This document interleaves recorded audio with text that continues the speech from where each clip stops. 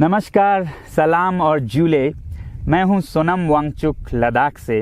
आप में से कुछ लोग हमें जानते होंगे हमारे शिक्षा सुधार के कामों के बारे में, या फिर पर्यावरण के काम में आइस स्तूपा, आर्टिफिशियल ग्लेशियर जैसे कामों के लिए, या फिर आई लिव सिंपली जैसे ग्लोबल मूवमेंट्स जो कि सादा जीवन अपनाकर क्लाइमेट चेंज को रोकने के लिए लोगों को प्रेरित करती है। मगर दोस्तों, आज मैं इन चीज़ों के बारे में नहीं बल्कि आप लोगों को एक बहुत ही ज़रूरी संदेश देने के लिए आया हूं, जो कि चीन और भारत के बीच अभी जो टकराव और तनाव की स्थिति बनी है, इसके बारे में आपकी क्या जिम्मेदारी है। मैं लद्दाख में हूं और आप देख रहे हैं सिंधु नदी को बहते हुए यहाँ, और वो जो पहाड़ियाँ हैं उनके पीछे नुब्रा और चांगतांग के वो इलाके हैं जहाँ पर ये तनाव बढ़ता जा रहा है। हजारों सैनिक वहाँ ले जाए जा चुके हैं। सुनने में आया है चीनी वायुसेना के जहाज भी वहाँ तैनात किए गए हैं, और एक घंटे पहले भारतीय वायुसेना के जहाज भी मेरे ऊपर मंडरा रहे थे। सामान्यतः जब सीमा पर तनाव होता है तो हम आप जैसे नागरिक ये सोचकर सो जाते हैं रात को कि सैनिक इसका जवाब दे देंगे। मगर मैं आज आप लोगों को ये ज़रूरी बात बताना चाहता हूं कि इस बार सिर्फ सैनिक जवाब नहीं, दो तरफा जवाब हो और उसमें नागरिक जवाब भी हो। तो आप जैसे नागरिक दिल्ली, मुंबई और बेंगलोर और अनेक शहरों से क्या कर सकते हैं इसमें, ये समझने के लिए पहले हमें समझनी होगी चीन की ये हरकत और वो ऐसा क्यों कर रहा है। आपने देखा होगा कि ये सिर्फ भारत के साथ नहीं हो रहा है, बल्कि पिछले कई हफ्तों से चीन ये दक्षिण चीनी सागर में वियतनाम, ताइवान और अब हांगकांग के साथ भी छेड़खानी कर रहा है।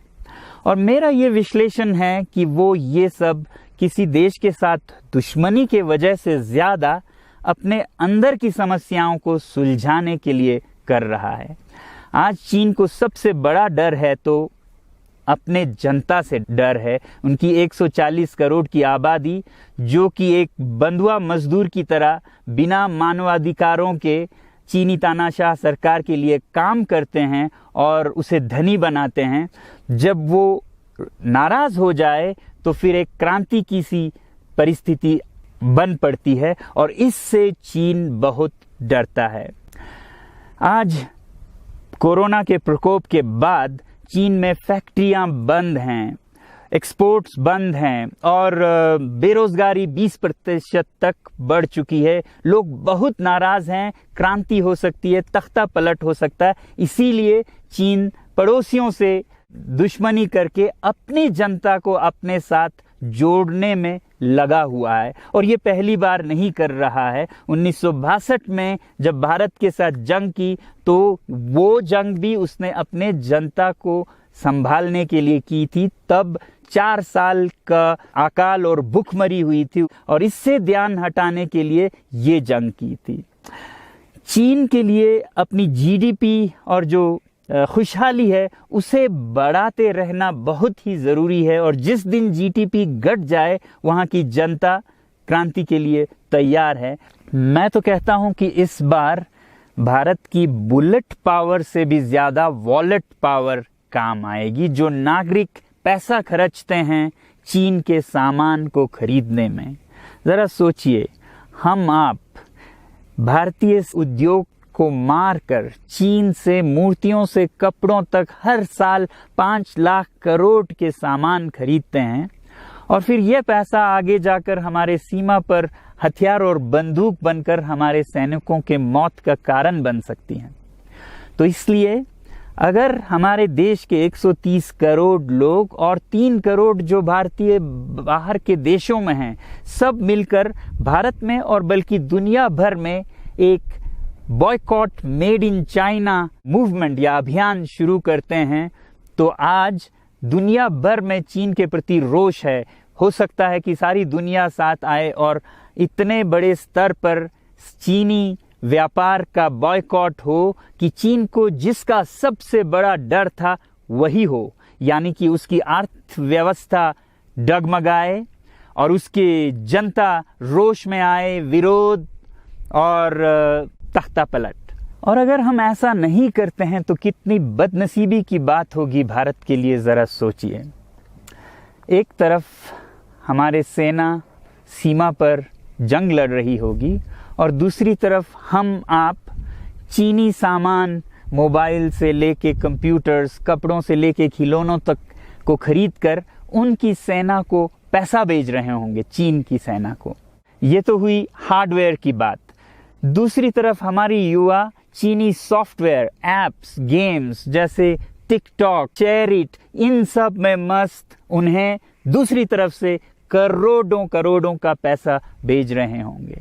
तो इसलिए बहुत ज़रूरी है कि हम एक नागरिक जवाब ज़रूर दें और इसे एक अभियान बनाएं, ग्लोबल मूवमेंट की तरह। ये बॉयकॉट मेड इन चाइना का जो अभियान है वो भारत के लिए भी एक वरदान साबित होगी। जैसा कि हमारे प्रधानमंत्री ने एक विजन हमें दिया था स्वावलंबन का, सेल्फ रिलायंस, वो तब हो सकता है जब हमारे अपने उद्योग फलें फूलें। और जब हम बॉयकॉट करते हैं इन सामान का तो अपने देश के उद्योग का, उत्पाद का हम प्रयोग करेंगे और उससे मजदूरों को रोजगारी मिलेगी और सारा देश खुशहाल होगा।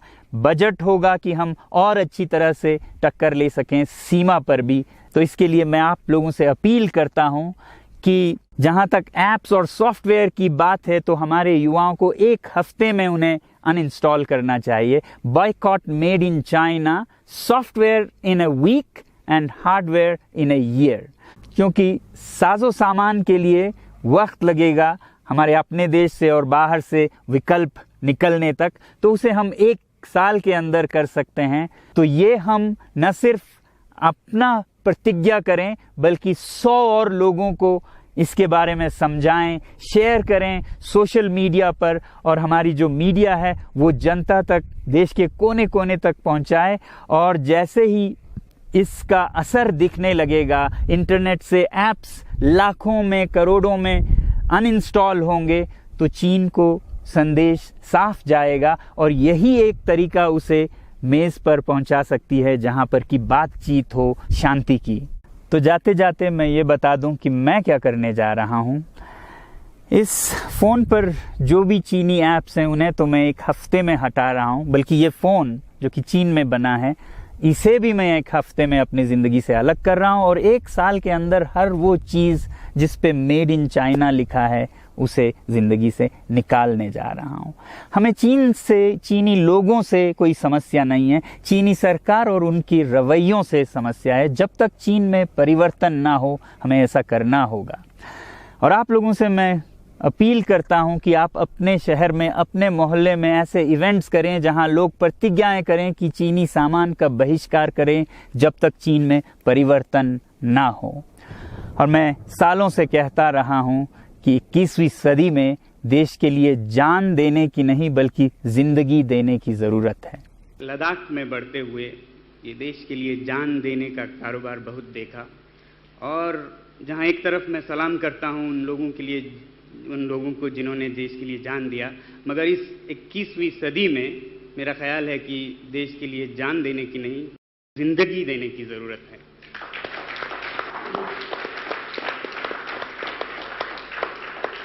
तो आप भी निभाइएगा अपना रोल। जय हिंद। नमस्ते, सलाम और जूले। स्वागत है आपका चीन का जवाब इस श्रृंखला के दूसरे भाग में। उम्मीद है आपको मेरी आवाज़ सुनाई दे पाएगी। यहाँ पर हवाएं चल रही हैं, बल्कि कल तो इतनी हवाएं चल रही थी कि हम रिकॉर्ड ही नहीं कर पाए, इसलिए देरी हुई, क्षमा कीजिएगा। आज हम थोड़ी बड़ी माइक लेके आए हैं, उम्मीद है अच्छी तरह हो पाएगी। तो मैंने पहले भाग में ये कहा था आपसे कि हम आपके सवाल, आपके कमेंट्स का जवाब देंगे इस भाग में, तो इसलिए हम आए हैं। और सबसे पहले जो बहुतों ने ये पूछा है सवाल वो लेते हैं। पहला सवाल है, क्यों बायकॉट करें चीन को? क्या ये नफ़रत फैलाने के समान नहीं है?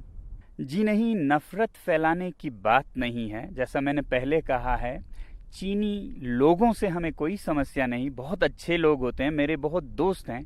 हमें समस्या है तो चीनी सरकार से, तंत्र से, जो कि विस्तारवादी है, जो कि शोषण करती है, उनसे समस्या है। चीन के हर बात पे दुनिया खामोश रहती है, तो ये एक वेकअप कॉल है जो हम दे रहे हैं। चीन के अंदर ही 140 करोड़ लोग लगभग बंधुआ मजदूर की तरह काम करते हैं, हुकूक अधिकार नहीं हैं, कुछ बोलें तो वो गायब हो जाते हैं और दुनिया उस पर खामोश है और सौदा करना चाहती है, बिजनेस एज यूजुअल। अंदर जाएं तो तिब्बतन बुद्धिस्ट 60 लाख में से 12 लाख मारे गए, लगभग 6000 मंदिर मठ तोड़े गए, दुनिया खामोश है, हम बिजनेस करना चाहते हैं। बात करते हैं जिंगजांग में युगुर मुसलमानों की, करोड़ की जनसंख्या है और 10 लाख युगुर मुस्लिम्स जेल में बंद हैं अभी इस वक्त, और हजारों मस्जिदें तोड़े गए हैं, दुनिया खामोश है, हम सौदा करने की बात करते हैं उनसे। श्रीलंका को देखिए, चीन के कर्ज में दबी जा रही है, ये जो पोर्ट है हम्बनतोटा का वो तो बिक गया है चीन को, उसके कब्जे में है। पाकिस्तान इतने कर्ज में डूबा है कि शायद ये देश भी एक गुलाम सा हो जाए, दुनिया खामोश है, सौदा करना चाहती है। ये तो दुनिया की बात हुई। मेरे लिए सबसे बड़ी बात है मेरे दरवाजे पे क्या हो रहा है। लद्दाख की धरती में चीन 1962 से जहां पर की जंग खत्म हुई थी, कितने किलोमीटर अंदर आ चुका है। हमारे यहाँ के चरवाहे अपने चरागाहें खो चुके हैं, कहाँ ले जाएंगे वो अपने भेड़ बकरियों को। दुनिया खामोश है और हम उनको जो मनमर्जी वो करते हैं, धक्का मुक्की करने देते जा रहे हैं। तो क्या हम ये कहें उनसे कि वो बेदर्दी से सर काटे मेरा, और मैं कहूँ उनसे हुजूर आहिस्ता आहिस्ता, जनाब आहिस्ता आहिस्ता? नहीं, अब हमें जवाब देना होगा और जवाब हमें अपने हाथों में लेके वॉलेट पावर से देना होगा। और ये कोई गलत या बुरी बात भी नहीं है। सैंक्शंस सदा प्रयोग किए जाते हैं जब भी कोई गलत करता है, वो चाहे देश हो। उत्तरी कोरिया पर सैंक्शंस लगाते हैं देश, तो हम क्या अपने पर्सनल इकोनॉमिक सैंक्शंस नहीं लगा सकते इन देशों पर? और बॉयकॉट करना कोई नई बात भी नहीं है। आपने सुना होगा स्वदेशी movement, boycott movement, Tilak ji के नेतृत्व में 1905 से शुरू हुई थी ब्रिटिश सरकार के खिलाफ बॉयकॉट का, उनके सामान का। तब हम ब्रिटिश सरकार के गुलाम हो चुके थे। अब हमें समझ आनी चाहिए कि prevention is better than cure, तो इसलिए हम अभी से करें। बल्कि मैं तो कहूंगा कि अगर हम कुछ ना करें और देखते रहें तो वो गुनाह है। जुल्म करना गुनाह है तो जुल्म सहना भी गुनाह है। आप में से बहुतों ने दूसरा सवाल पूछा है, जनता को क्यों करनी पड़ी बैन या बॉयकॉट? हमारी सरकार क्यों नहीं बैन करती चीनी सामान को? देखिए, सरकारों के बंदिशें होती हैं, प्रोटोकॉल्स होती हैं, व्यापार बहुतरफा होती हैं, तो इसलिए सरकार के लिए शुरू में मुश्किल हो सकता है। मगर अगर जनता करे, जनता की अपनी मर्जी है, चॉइस है, कस्टमर इज द किंग, तो कोई दुनिया की ताकत उसे पूछ नहीं सकती कि आप ये क्यों नहीं खरीद रहे हैं, वो क्यों खरीद रहे हैं। वैसे भी हम सरकार के लिए क्यों इंतजार करें? जब लोग कुछ करने लगे तो सरकार वैसी ही नीतियां बनाती हैं जो लोगों की, जनता की मूड होती है। अमेरिकी राष्ट्रपति कैनेडी ने कहा था, ask not what the country can do for you, ask what you can do for your country. क्या ये व्यवहारिक या संभव भी है कि हम चीन जैसे बड़े देश के सामान को बॉयकॉट कर सकें? जब कोई देश या कोई तंत्र अत्याचार करे, ज्यादती करे, वो हद से बढ़ जाए, तो मुमकिन क्यों नहीं अगर जनता में जज्बा हो। अरब स्प्रिंग में एक नहीं 5-6 तानाशाह सरकारें गिर गईं महीनों में, और वो शुरू हुआ था एक सब्जी वाले की पुकार से। तो हम क्यों नहीं कर सकते ऐसा काम जो कि हमारे दरवाजे पे इतना अत्याचार और इतनी जोर जबरदस्ती कर रहा है? हमारे पास और कुछ नहीं तो अपना बटुआ तो है ना। कस्टमर इज द किंग, जागो ग्राहक जागो। और एक सवाल है कि हम चीन में बने सामान के बिना कैसे काम चलाएं? न सिर्फ सामान बल्कि सामान के अंदर के कलपुर्जे भी चीनी होते हैं बहुत बार। और विकल्प क्या हैं? दोस्तों, हम चीनी सामान में डूबे जा रहे हैं, कुछ इस तरह की जैसे हमारे हाथ में कुछ है ही नहीं। एक शेर है जिसे मैं आपके सामने रखूंगा इस हालत को दिखाने के लिए।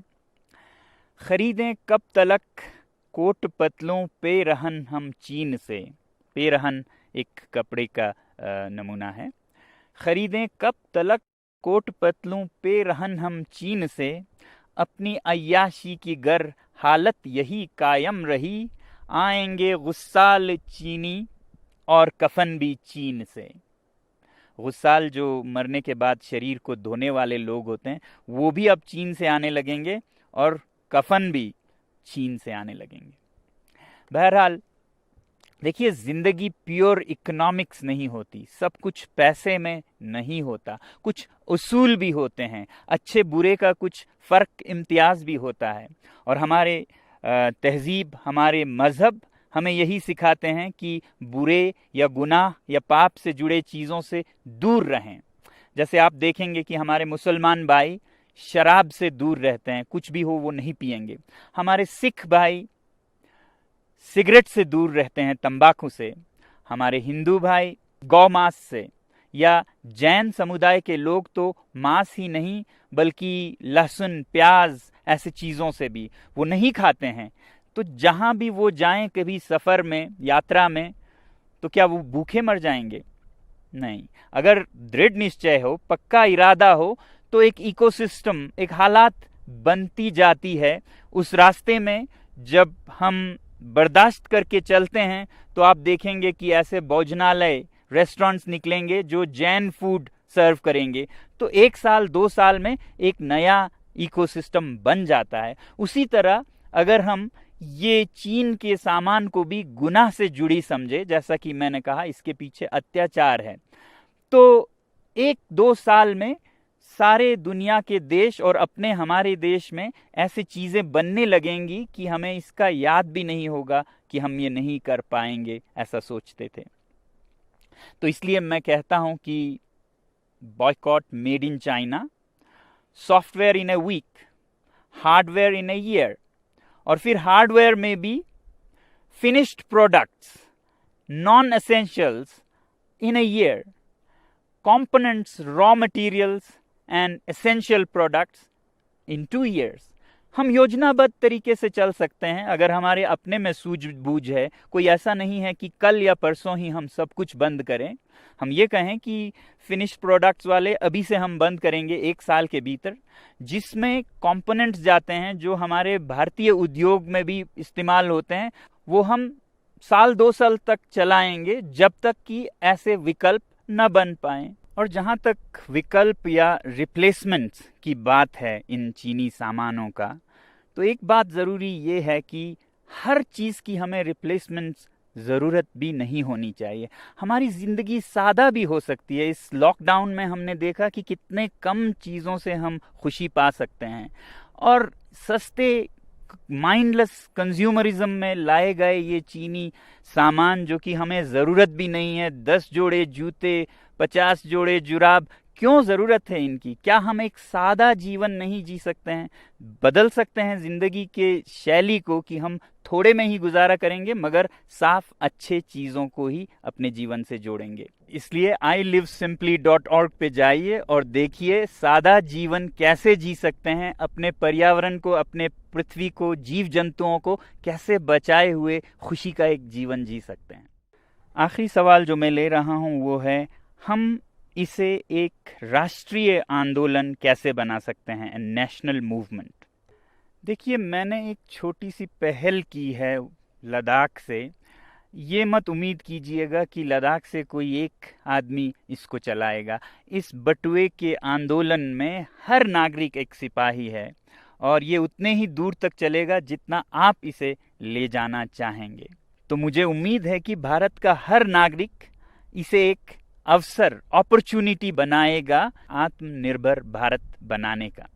हमारे जो सेलिब्रिटीज़, इन्फ्लुएंसर्स और नेता हैं, वो युवा पीढ़ी को नेतृत्व दे सकते हैं इस मामले में, और मुझे बहुत उम्मीद है कि आप लोग भी अपना रोल निभाएंगे देश प्रेम का।